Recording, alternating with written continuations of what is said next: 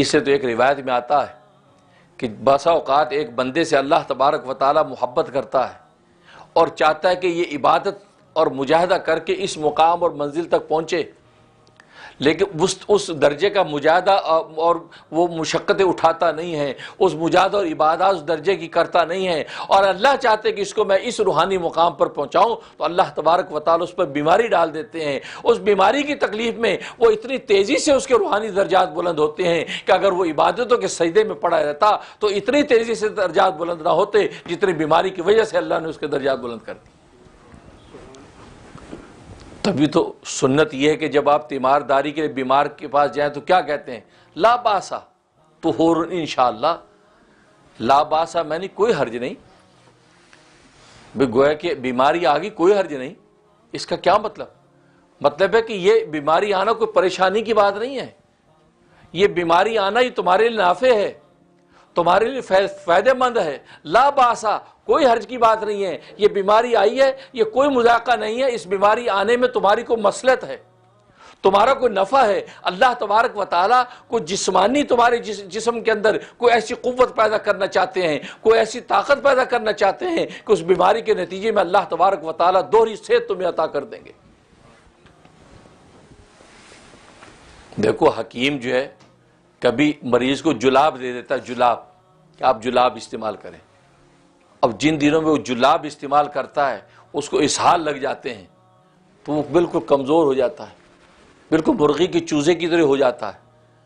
لوگ کہتے ہیں یار اچھی بڑی تگڑا آدمی موٹا تازہ یہ کیا کر دیا حکیم صاحب؟ کہ میاں صبر کرو۔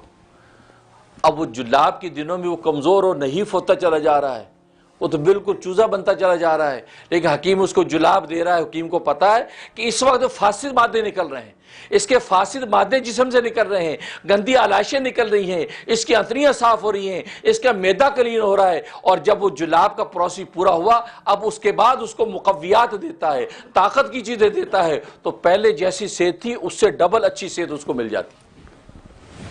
تو کوئی دنیا کا عقل مند نہیں کہتا یار یہ حکیم نے کیسے ظلم کیا، یہ دیکھو یار پورا ہفتہ ہو گیا بندہ بیمار کر دیا۔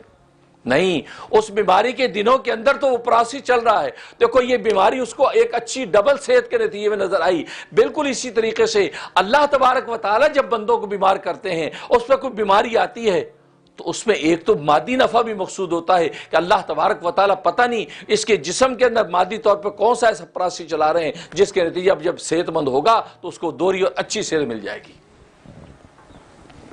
اور دوسرا روحانی مراتب، اس لیے حدیث میں فرمایا کیا کو لا باسا کوئی حرج نہیں، کوئی مذاقہ نہیں، بیماری آ گئی تو کوئی حرج۔ یہ تو اللہ تبارک و تعالیٰ کے دونوں طرح کے حالات آتے ہیں۔